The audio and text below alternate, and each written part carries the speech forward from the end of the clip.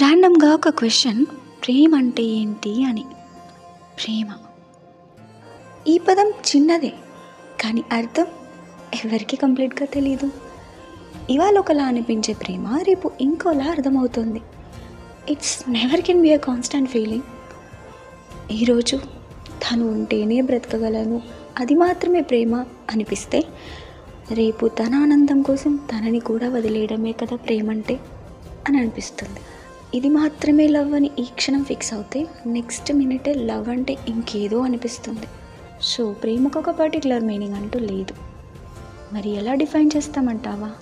ప్రేమ సందర్భాన్ని, మనిషి మనసుని బట్టి ఒక్కొక్కరికి ఒక్కోలాగా అర్థమవుతుంది. ఒక్కొక్కరి నుంచి ఒక్కోలాగా అర్థం మారుతుంది కూడా. So every person has a different meaning of love. మరి నా మీనింగ్ ఏంటో తెలుసా? ప్రేమ అంటే ఆరాధన.